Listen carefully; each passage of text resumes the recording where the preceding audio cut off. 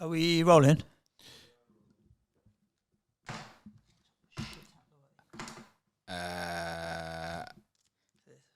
25 grams of protein.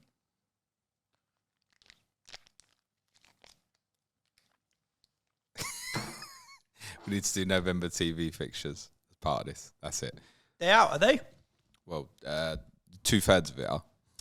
Hello, everybody. Welcome to Planet SkyFF, the world where everything revolves around £50,000. My name's Suj. My name's James, and I don't have a frog in my throat. The November fixtures are out, apparently. Did you know that? You 2/3 of them, yes, towards the end of back in the last week, which came as a little bit of a surprise. We do game weeks first. 50,000, mate. I'm putting pressure on Suj because I can see he's furiously trying to log in. Log into the team. I did all right, I would say. Okay. Depends how you look at it. So I went from 10k to 5k. I've halved my rank. Nice. 10k to 4k. Jordan Bayer's cheeky little extra pass tier helped. So I shouldn't really complain with that rank rise, but it's only 93 points. And I did see a number in our Slack community, shout out to the patrons, that were over 100.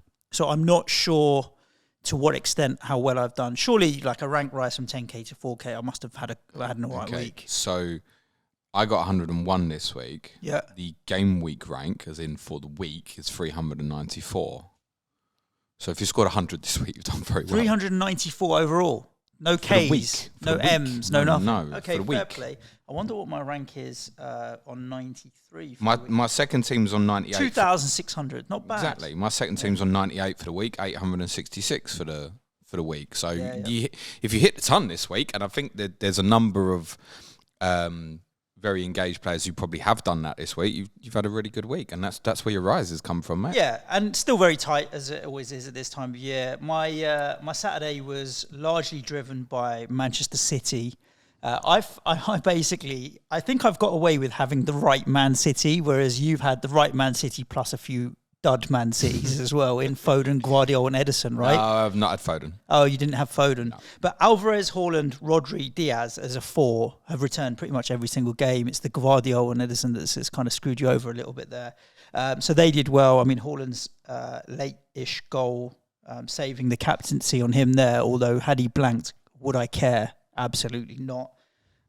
I didn't get any returns from Mbomo, but from his run of fixtures, the Newcastle away was by far the hardest, and I had very limited, if any, expectations from him. Bissouma ticking along with another tier point. He likes a little yellow card from now and then, but he's a classic 4-5 pointer week in, week out. So I did okay there. On the Sunday, Jackson and Colwill were my two Chelsea. Jackson has proved to be nothing but rubbish in this format, and Saliba came in as captaincy for me, which was decent. And then on the Monday night, I ended up selling Lewis Dunk, and I bought Jordan Bayer for tier 2 pass. Okay, so I take it your plan is to go back to Dunk when Fulham. Brighton play Fulham, October 29th. Yeah, it felt like I weighed it up. Yeah, we spoke about this. I think it's fine. My choice was literally Lewis Dunk versus Colwill or Jackson. The problem with both Colwill or Jackson is that I need coverage for the Chelsea-Fulham game, and I don't have faith in either, because Jackson could just as easily get a yellow card and be suspended, and Colwill might lose his place if he decides he wants to play Chilwell at left back or something like that. So I decided to leave the both of them in to give me the coverage. It's quite interesting, that, isn't it? Because if Jackson then gets booked against Villa on Sunday, what are you going to do about it? I'm moving him on to Salah. But then so you're moving him this Sunday? No, that's only if he gets booked. But they're both playing on Sunday. Is he playing Sunday? Sorry. Okay, well then I'm not. then I'll just be moving him on the week after. No, that's just an interesting point. I think you need to think about that logically. Preempted the situation. Jackson gets booked against Aston Villa this Sunday, right? He might. Okay. But I'm saying just think about what you're going to do, because you've said, right, I'm left with just Colwill for the Monday night against Fulham.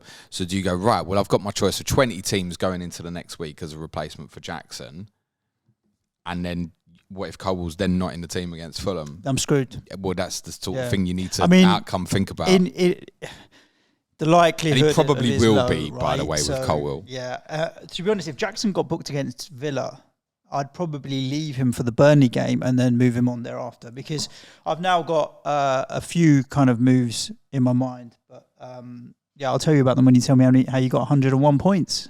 Okay. Because Josko Vardiol's my difference, right? Because he's been such a problem for me. 3-pointer banger. So, yeah. Haaland, Alvarez, Rodri, Diaz, good returns. Salah, 8-pointer. Thiago Silva and Levi Colwill between the two of them, 29 on Sunday against Bournemouth. They captain Thiago Silva, obviously, out of 2. 5-pointer for Lewis Dunk as well. I bought Awoniyi I got Basuma's 4 points. Awoniyi in for Gvardiol on Monday night for his assist, which VAR were trying really, really hard to cancel. And we'll take that. So, 101. That's me up to just inside 2.5k now, with 7 used. So I probably used a little bit more than most, but pretty happy with where I'm at rank-wise. I've kind of been tracking this. Where am I at? Kind of 100 in mini leagues. I'm probably about 10th, 11th out of 100, probably roughly. So I'm doing all right, I think. Yeah. I'd probably be 100 out of 1k, if you will. Yep. What's your total points, James? Has you got it there? Oh, gosh. I don't know why you always ask that, and when I'm never prepared. I'm 406. You're 420? 477. 477? Yeah. So would you say you're on 406? Oh, 466. 466? Yeah. So what is 11 points between 2.5k and 5k, right? Yeah. Nothing at all. It's an assist captaincy, basically, right? It's a long way to go. And there's a lot of people like, oh my God, my rank's not great. Yeah, listen, you hit a couple of captaincies, you soon flip that around. Things like Luton and Burnley, right? It's a perfect case, but it's the sort of fixture you can certainly look at if you've not already bought a Burnley player and go, oh, I'm going to skip that. Yeah, but also games like this give you opportunity, right? Because if you do hit a captaincy on that sort of night, that's going to be the difference for you. That flies you up in ranks far quicker than just hanging on with Haaland and everybody else every week, right? So, yes, it's skippable. Yes, it also creates opportunity, that sort of thing. I've got a few thoughts in my mind at the moment. I'm likely to move off one of Diaz and Alvarez after Man City play Forest to get Salah on the Sunday. Those are my two main sacrifices. I can't sacrifice my Chelsea because of the single game day and Bomo because of the single game day.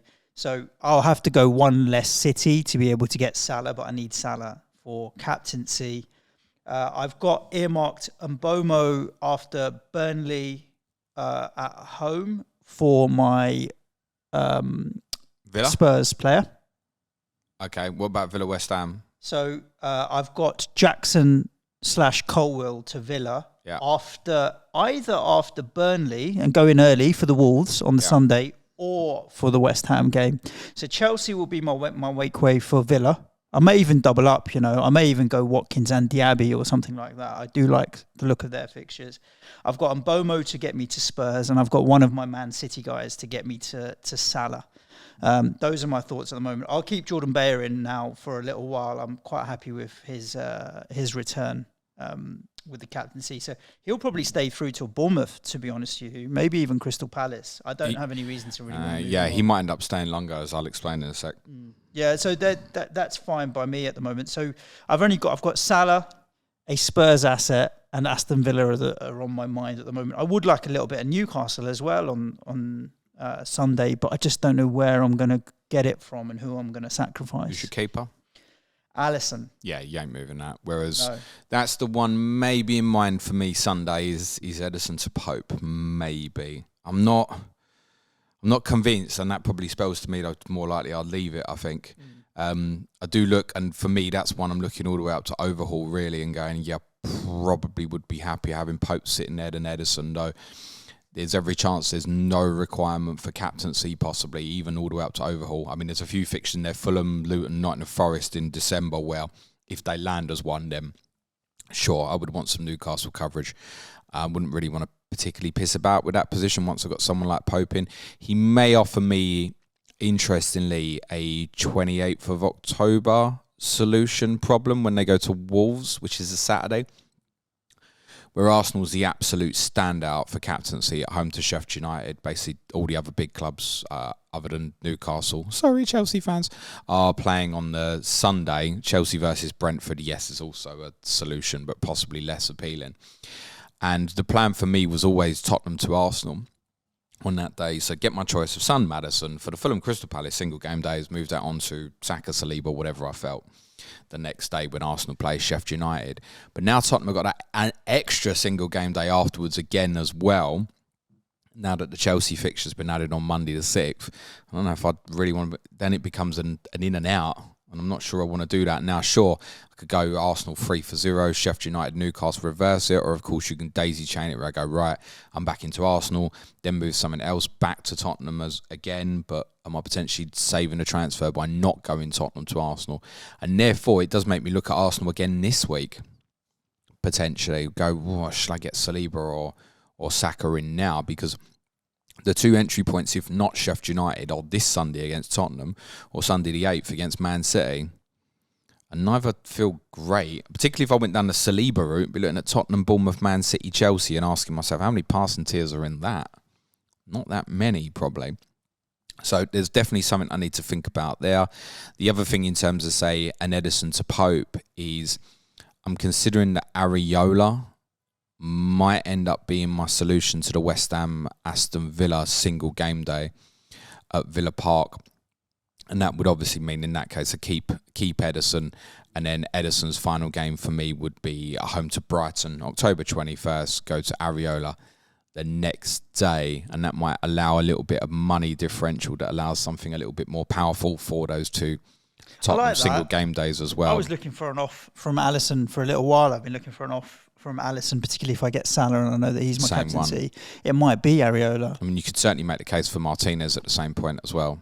Yeah, but I think let's wait and see when we get closer to that. What are your thoughts around these November fixtures that have been announced, and then we'll talk a little bit about captaincy for this weekend. So we've got 2/3 of November, and I think the reason we've got 2/3 of November rather than the whole of November is I imagine there's probably going to be a little bit of posturing about Saturday the 25th of November and then giving themselves a little bit more time. I'll explain that in a second. But we've got match weeks 11 and 12 confirmed now.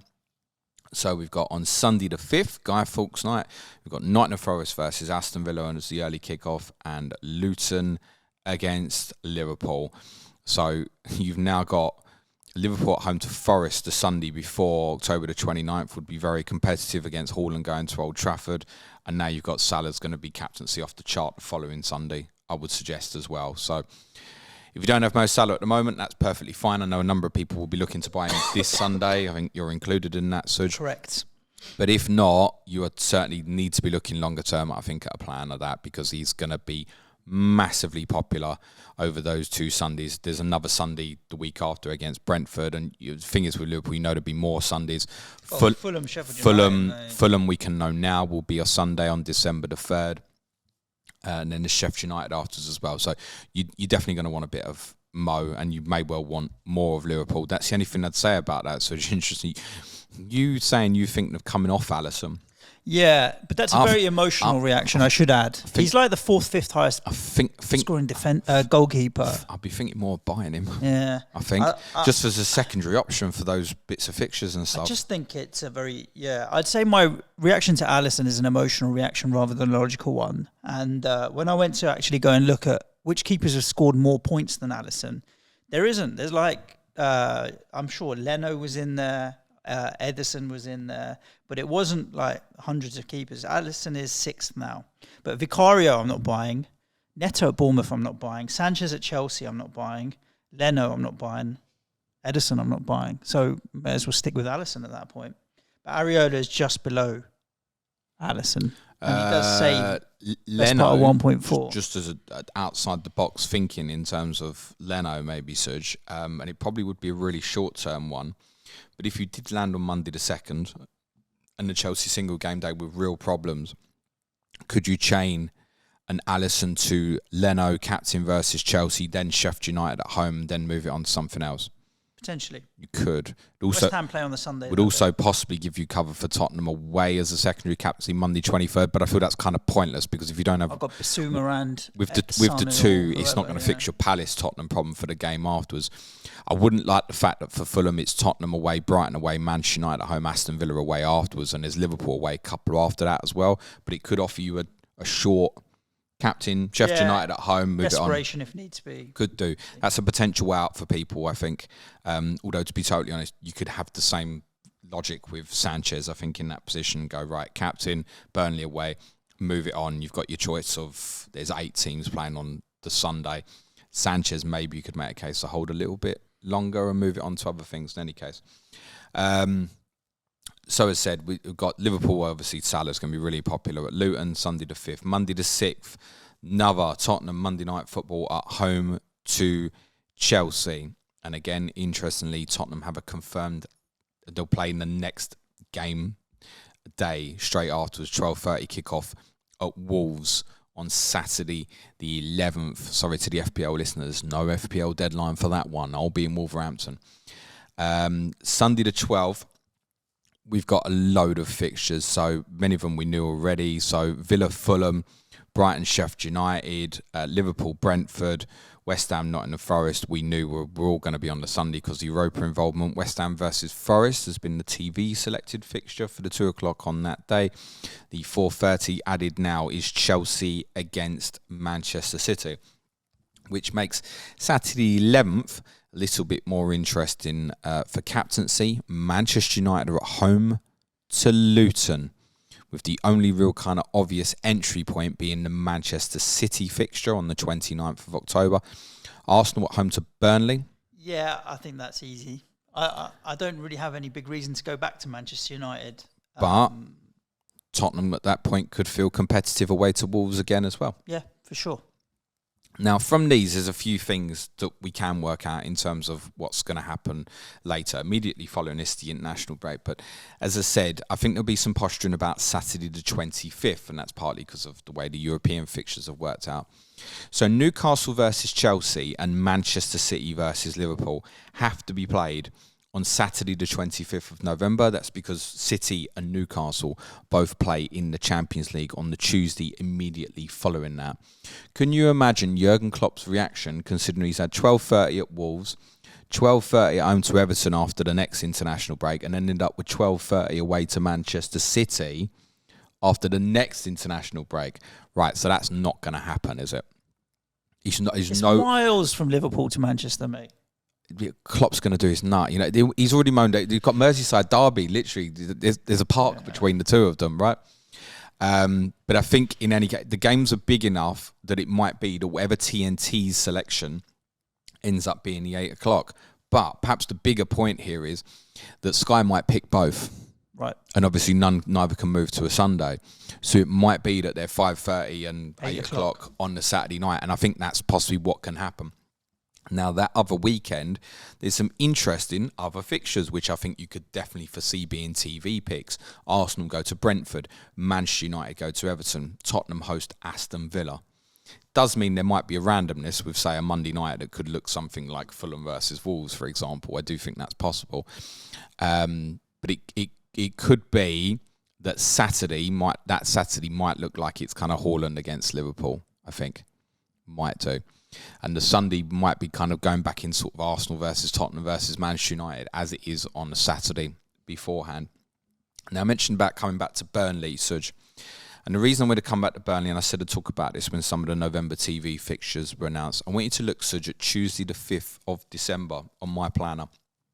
So there's a midweek set of fixtures where Amazon have got the TV fixtures. And we learnt this, I think, through brilliant conversations I've had with Ian Parrin over the last couple of years, that the TV companies will absolutely stitch each other up. Now, because of the way the European fixtures work, there are currently only 3 games that can be played on Tuesday the 5th of December.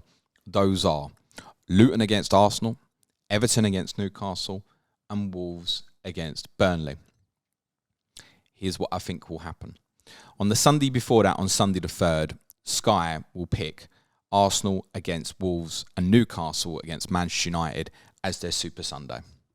therefore forcing those two fixtures to move to the Wednesday afterwards and leaving Amazon with one game for Tuesday the 5th of December, which would be Wolves against Burnley. Nice. What's also interesting about that is if you look in the meantime, if you wanted coverage for it, let's consider what I discussed last week about Burnley and longer term fixtures beyond this. Let's see if you haven't already invested the single game day against Luton. Chelsea at home, Brentford away. Meh, I get it. But then Bournemouth away, Palace at home, potential for passing and clean sheets. Arsenal away, meh. Then there's West Ham at home, Sheffield United at home, and then that Wolves away fixture. And interestingly, unless those West Ham or Sheffield United games are selected for television coverage at Burnley on the Sunday or the Monday, they will remain on Saturdays, and therefore your entry point for Wolves versus Burnley, if you wanted a Burnley player, would be the Luton fixture. Okay. That would be your entry point, because they always go first. Right. Understood. And I think we should consider this a possibility. Now, can I say with certainty that Sky are going to stitch Amazon up? No. Do I think they will, though? Yes. Yes. Equally. TV companies are a nightmare. And less of a problem because it would be the Thursday, right? But if you look at the big clubs that would be available for Thursday, and again, this is because of the knock-on of the European fixtures where certain teams play on the Tuesday afterwards, right? If you look at the teams available to play on Thursday the 7th of the bigger clubs, you've got Everton against Newcastle, you've got Tottenham against West Ham, and you've got Sheffield United against Liverpool. So what's the betting that the two selected TV games on the Saturday will be Crystal Palace against Liverpool and Tottenham against Newcastle? Forcing everything into the Wednesday. Forcing all of the big seven to play on the Wednesday night. Mad. What that would leave on the Thursday wouldn't be quite so much of a problem because obviously in any case Thursday obviously is natural entry points and you would have things that would maybe interest us in that case, such as Brighton against Brentford, for example. You could even make a case maybe Fulham against Nottingham Forest. That's probably what they'll get left with. So I think there's a chance Amazon will get left with Wolves and Burnley on the Tuesday, and on the Thursday, Brighton against Brentford and Fulham against Nottingham Forest, and the other 7 games will have to be played on the Wednesday. No consideration for clubs and rest days, none whatsoever. Just consider that as something that may well happen in terms of the TV picks for December. In terms of Wolves, by the way, if you wanted an entry point for the Tuesday game, oh, mind you, I just noticed a massive problem with that, Suj. You can't move Arsenal versus Wolves to Sunday the 3rd because that will move Wolves to Burnley. Oh, they can. So that would move every game and Amazon wouldn't even have a Tuesday fixture. Oh, wow. Yeah, I don't think they'll go that bad. But then, so if Arsenal Wolves moved, then that obviously wouldn't create the Wolves-Burnley problem. I'd not noticed that. Completely overlooked. Cut that out, Nico. No, don't really cut it out. So it could be that Amazon might not even have a Tuesday game. Therefore, that's interesting. James. So the point being, if Arsenal versus Wolves didn't move, you could have Luton versus Arsenal. So actually, everything I just said, this is why you need to look at plans properly and not do what I just did. So the Burnley, in terms of Wolves, probably can't work as a problem, therefore.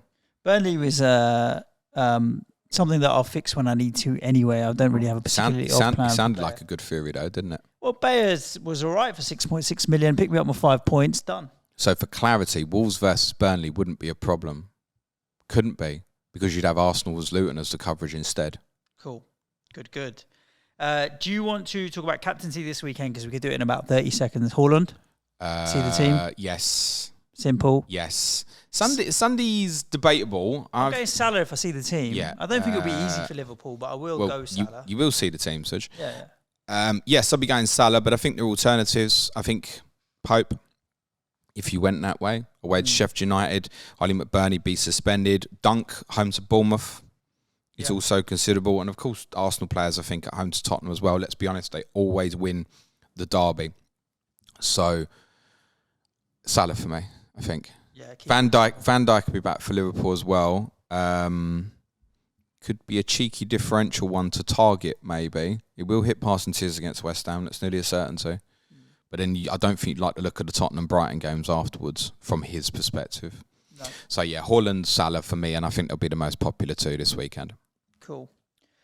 Games from the weekend, James, in terms of tier points, was it particularly exciting? Are we all steaming into Issa Diop? We're not steaming into Issa Diop. I think that's more of a Luton thing than the Fulham thing. So some good passing numbers for Liverpool players, particularly part of a dominant second half and also a kind of a very passive first half.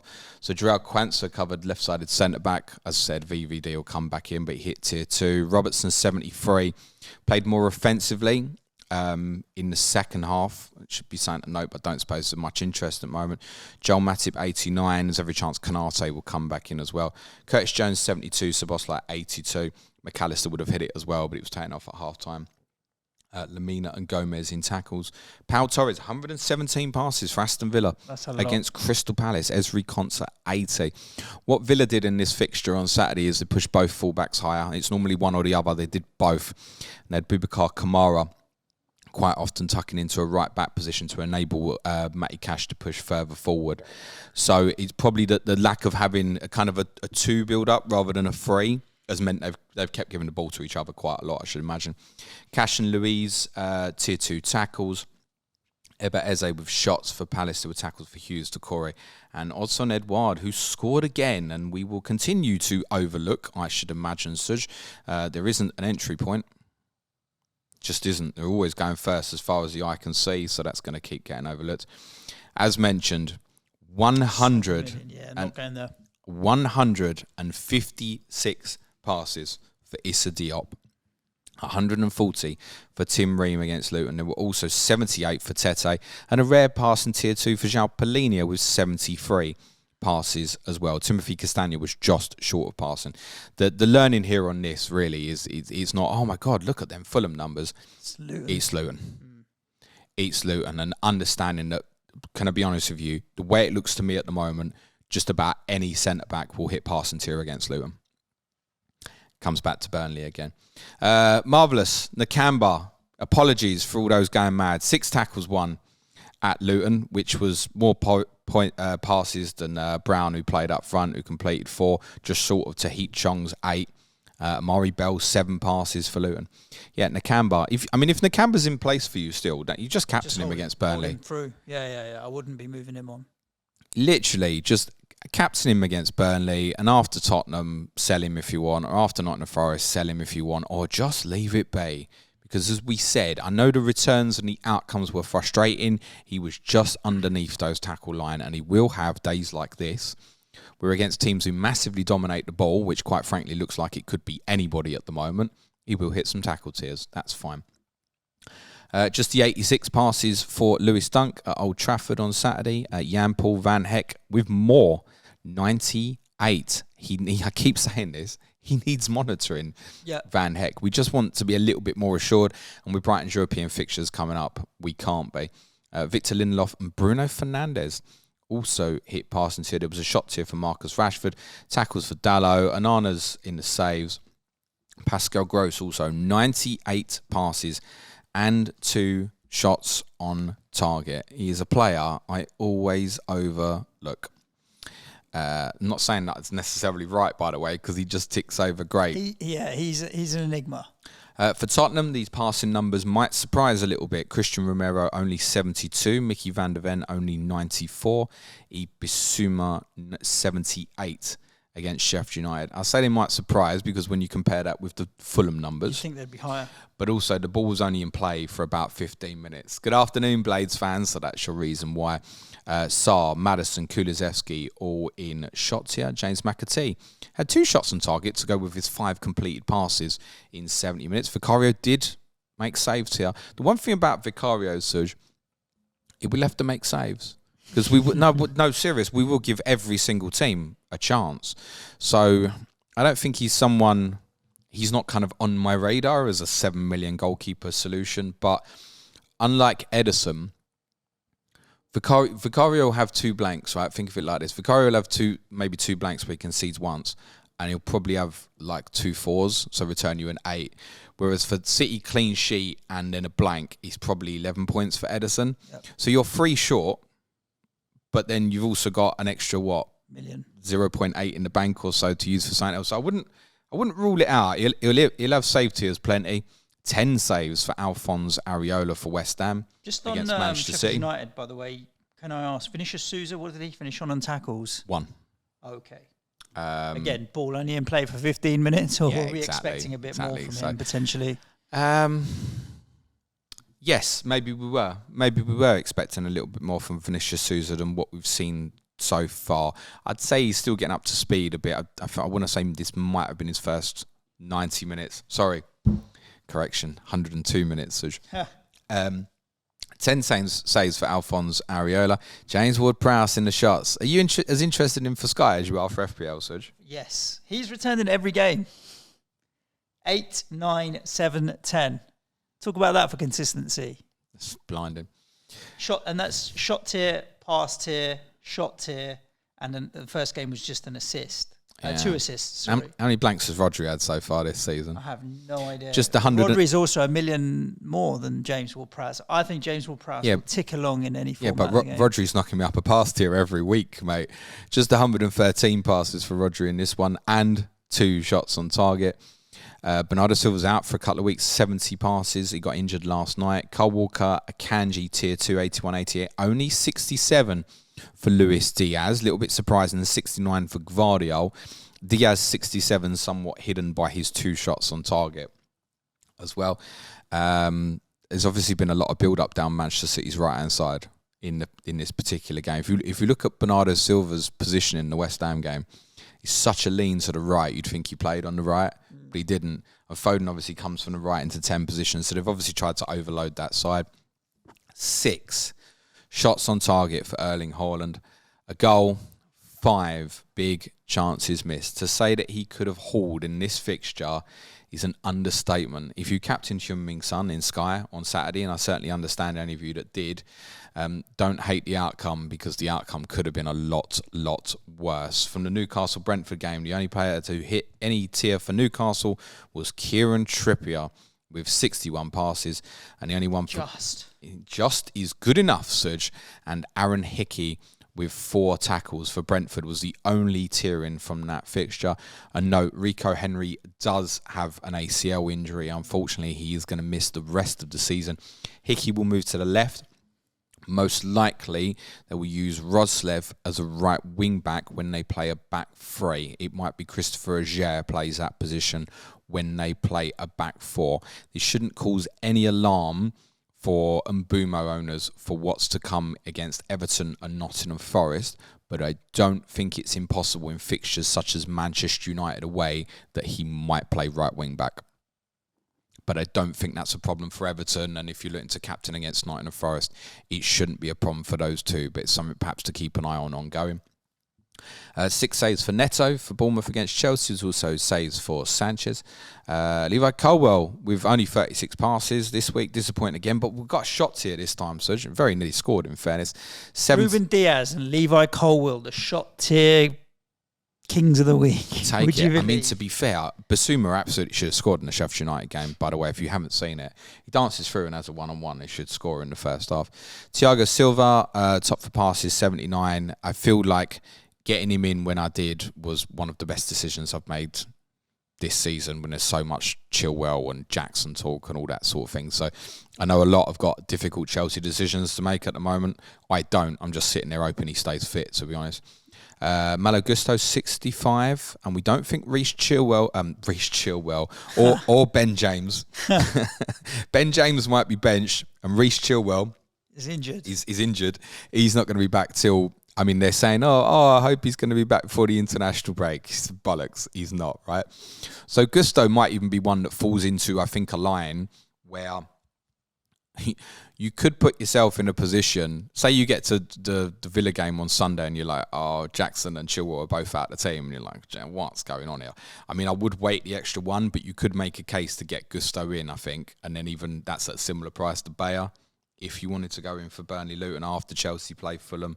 Or obviously you could keep Gusto for the Burnley game and then move it on to something else, but it would be more difficult to move. There was passing tier for Conor Gallagher as well. Lots of tier 2s for Arsenal players at Everton, no surprise here. Zinchenko, Gabriel, Saliba, Ben White, Rice, Gabriel and Saliba both in the 90s. I think it's pretty safe to go back to Gabriel now if people do want to do that. Although Saliba's cheaper, so I'm not quite sure, and a little bit more assured. So don't worry, you want to do that. Odegaard's shots here. It was tackles for Mikalenko, Doucouré, saves for Pickford. And the Burnley tearing against Nottingham Forest. I said there'd be some passing tears there, Suj, and I have to say, I haven't watched the first 5 minutes. I thought they were going to be monstrous. It didn't It didn't work out that way. It didn't work out that way. And I think probably what caused that was Forest changed system, right? It changed to a back four, played with Hudson-Odoi and Elanga as wingers and Gibbs-White as a more auxiliary 10, obviously behind Awoniyi.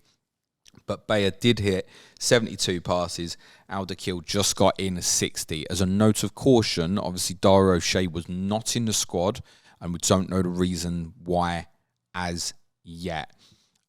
Not that I think he'd come back in and replace Bayer. As I said on this pod last week, I thought he was pretty shaky against Tottenham, and I thought that Bayer was the one that would be most in control of a starting position. I believe that's how it will stay.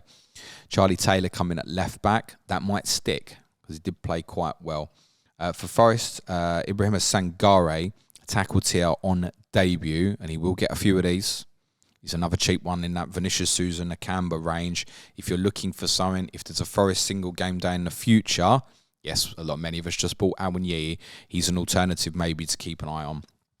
Only 9 passes completed for Awoniyi in his 88 minutes. Hudson-Odoi with shots on target, and Dunny for Burnley with shots on target. That's your data roundup for the weekend, Suj. Lovely jubbly, which means we can get into some of the questions that we've had in on X, James. In my team that is doing better this season, says Dave. Simple goal. Hello, Dave. Dave, you nearly won this thing. I don't know why you're asking us questions, mate. In my team that is doing better this season... Because he didn't nearly win it last year. I've used 3 transfers so far and don't plan on using any more until after the international break. Is there such a thing as being too patient? No, I think it's fine. That's fine. I mean, look at things like Edison to Pope. It's luxury, isn't it, for me? Really. It's like, do I need to do it? I only need to do it if part of my plan means I'm going to be that little kind of 0.3 short for a move in the future, right? In that case, you go, right, yeah, definitely do it. Should I be in a position to take that luxury? It's like looking at it and going, how many times we have this discussion, want versus need? I'm looking at them Newcastle fixture. Want something. Do I need it? No. Probably not. So probably the smart player be let it go. And maybe you've had more of them, Dave. It's absolutely fine. You know, if you're sitting there and you've got transfers in hand, I ran out of them too quickly last year. So I can say now, oh yeah, the rank looks good and stuff, but I'm not silly. I realise there's people behind me like you who've not used many transfers, right? Dan Cole says, what would you do with Lyle Foster? Surely the unluckiest transfer ever. Would have got me an extra 20 points if VAR wasn't around. Yeah, keep. It's a good question. And yes, you're unlucky. Of course you are. Is it just the 1 game ban for him, right? No, so it's a 3 game ban, but Salford and the Carabao Cup's in between Manchester United and Newcastle, so he'll be suspended for that. So he will be available for the trip to Luton. Right. What you got to think is if Foster's the one you've gone for, and that's the only coverage you have from Luton and Burnley, it's going to be 1 transfer to transfer him out, and a 2nd transfer to transfer someone else back him. If you keep him and he hauls against Luton, that is absolutely worth keeping, and it's going to save you a transfer as well. So if I'd gone Foster, my expectation on Manchester United and Newcastle would have been minimal anyway. I'd keep him and I'd let it go. Unless there's something else you absolutely know that you want. And I can't see what that would be looking at the fixtures and the roundabouts his value. There's a lot of goalkeeper-related questions, James. We're going to rattle through a few of them. But firstly, Michael Harland says, the name of the pod's got to be Sorry Miss Jackson. Ooh. Nah, I don't know. What do you think? Jackson's ownership's too low to dedicate a pod title to him. To be honest, I could name the pod that every week, couldn't I, at the moment? So, no. Martin says, what are your thoughts on Onana and the best exit plan off him? Was planning to make the move this Sunday for Nick Pope, but may hold off for Martinez in game week 11 like that. Instead. Yeah, Martinez or Areola, I think they are. Take in, look, Burnley, Crystal Palace, Brentford, Sheffield United. Take it in. Again, it's like, I want to get rid of him. You need to. Nathan's in the same boat. He says, who's your favourite keeper for the next 6 to 7 weeks? I can't look at Onana anymore and I'm tempted by Areola. Do the same. Wait till game week 11? Yeah. Fine. Yeah. No, we can, going to get Areola instead, going to Liverpool. Like, doesn't over the next 4, Onana's got Burnley, Palace, Brentford, Sheffield United. Areola admittedly also has Sheffield United, but he's also got trips to Anfield and St James's before the gain of the Villa away game, even in that case, you could make a case possibly. I mean, from Onana, no. But in certain circumstances, you would maybe even wait one more and go Everton at home. Now, Onana plays Man City the same day.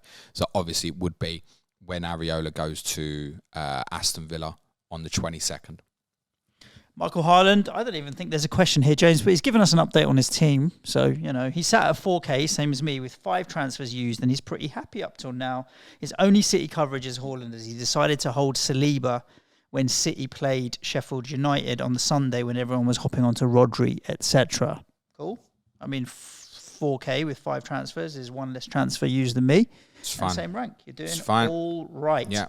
Billy Brooks, and there's people back at like 20s and 30Ks and stuff. It's no stress. Honestly, no stress. Billy Brooks says it's his first time playing. He just wondered when the overhaul is. He can't seem to find any info on it. Is it confirmed? It is, but I wouldn't be surprised if it changes. January, anyway, Billy. So you've got a long time to wait. It's literally first week of January. So it's after the kind of 29th of December to New Year's Day fixtures before the split weekends that is scheduled to begin Friday the 12th of January. That said, that me and Nico have both just spotted. Is that a flying ant? Oh, it's just a fly. What's it doing on the floor? I was about to step on it, It's a half-dead fly, bless it. It might move if the City-Brentford game goes in that period. But when I say it'll move, it'll just be short. It might be we only have a 3-4 day window, possibly. FPL Matt, what to do with Watkins? I would likely hold, but is Alvarez a better pick alongside Awani and Haaland?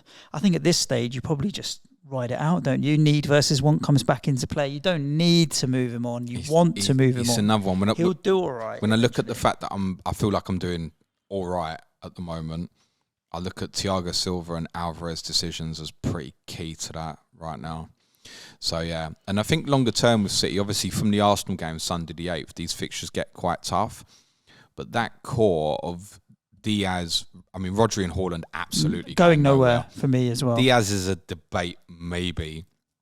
But I think I'd want to get him back at some point before the end of overhaul.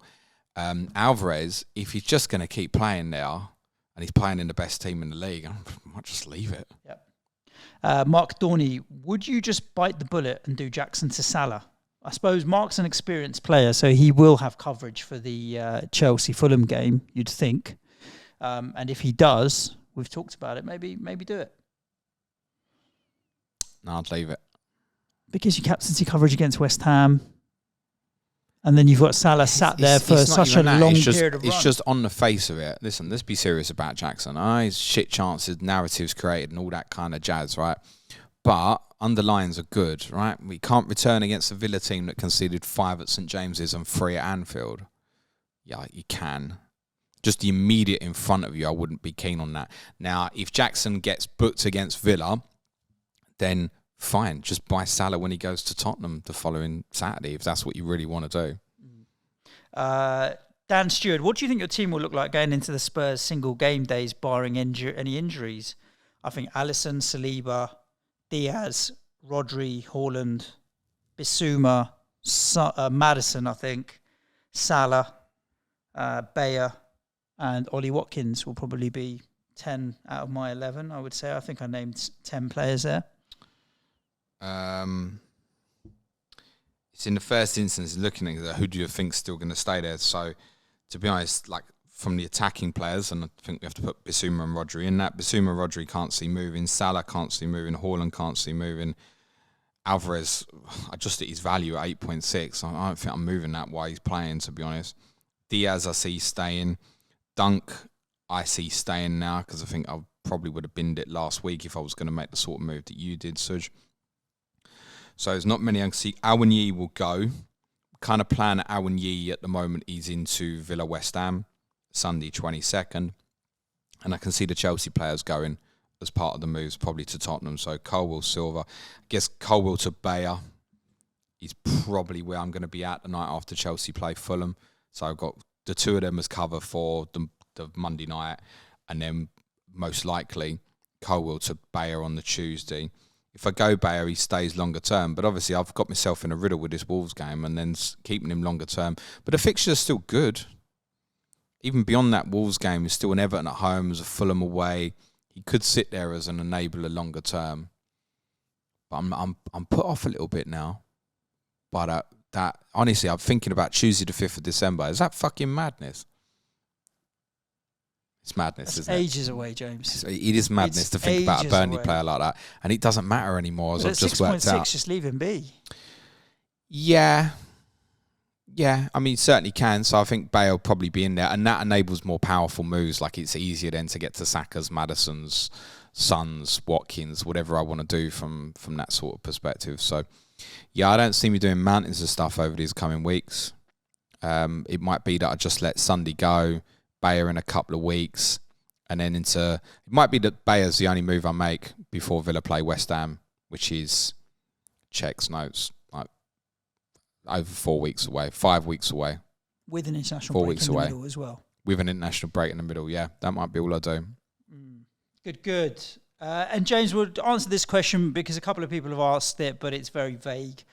By the time we get to overhaul, what's your kind of estimate on how many transfers you'll have left? Either side of 40? I think I'll be 38 to 40. Well, I'm on 43 now, so I think I'll have used more than that. 38, 37. After overhaul's 20 match weeks gone. It's halfway. And there will be gain periods here like we've had with Manchester City, etc. already. Yes, sure, there's more afterwards. If I want to say I ended up on about 29 last time, that was too low. So I think probably more the sort of 35 range, I think, for me. Let's consider that when overhaul comes around, half the season has gone. Now, that's half the season quite loosely because you'll have rearranged fixtures and probably more captaincy days in the second half, but it won't be a million miles off. So 30 is not terrible, probably 35 in mind. Lovely jubbly. It's probably more understanding from last year. Just felt like a real. Don't blanket City. It felt like a slog hitting the finish line with so many players getting rotated and stuff. And that's a lesson learned from last year, I think. Cool. Listeners, thank you so much for tuning in to this episode of Planet SkyFF. Make sure wherever you are listening to the podcast, you hit the like button, subscribe button, notification bell, get alerted as soon as new content goes live, all of that kind of stuff. Tomorrow, James, you got a clash of the correspondents? Yes, Liverpool West Ham with Dan Lord and Chris Stone. Lovely jubbly. So make sure you stay tuned for that. Other than that, good luck with your Sky Fantasy football teams, and we'll be back at you tomorrow. Stay safe. Ciao for now. Thanks, everyone. Play it your way. Cue music, please, man child.